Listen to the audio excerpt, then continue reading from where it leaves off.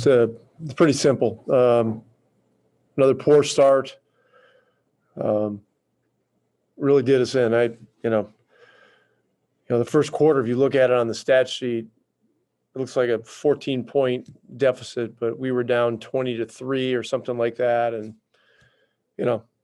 just got to be way better to start the game. The last three quarters were obviously better. But, this is very disappointing tonight. And, we got a quick turnaround and a tough game tomorrow. Cauley? Rick, in that second quarter, I think you put in Melly, Boban, Trey, and Josh Green. What were you trying to do there for the energy or for the rhythm, or what was the goal with that lineup? To play better basketball, really. I mean, look, Boban is always a possibility to go in the game. Tonight with Redick and Richardson out, I viewed Green as being in the mix in the rotation. Burke he's just been great. I mean, he's been working his butt off to stay ready.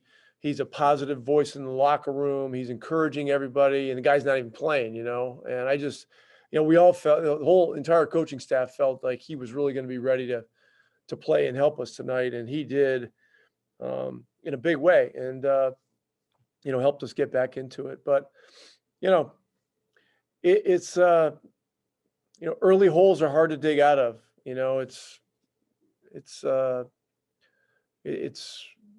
It's tiring talking about it over and over again. But we've got to be better, and we're going to have an opportunity in a pretty short period of time to try to do that tomorrow.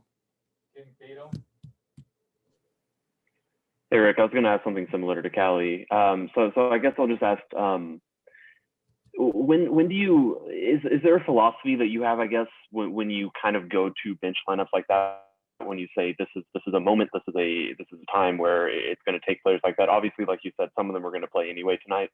But I'm just curious, generally, when do you feel like it's those players are needed? I mean, look, all those guys were going to play tonight. And I didn't play Kleber in the second half because it didn't appear to me that he was moving well.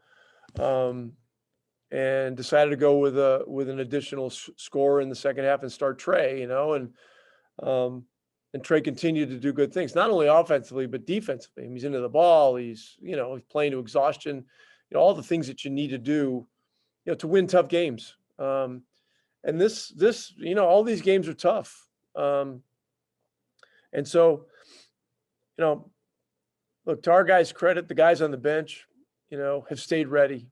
They've worked extremely hard. They do extra work. There's not a lot of practice time.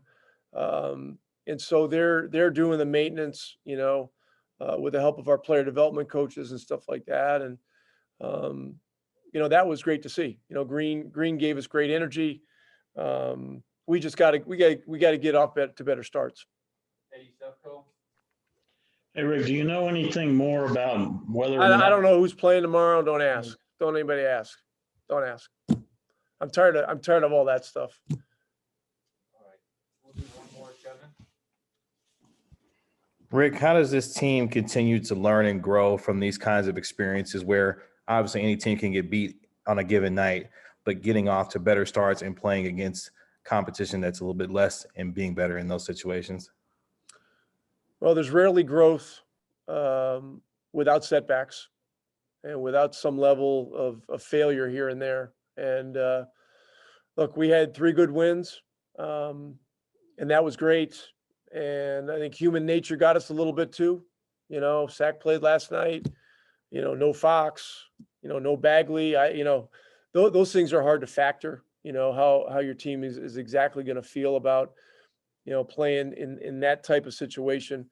But look, it's an NBA basketball game, and you step between the lines, there's gonna be a high level of competition. I don't care who the team, I don't care what their record, any of that stuff. So look, this is one we got to learn from.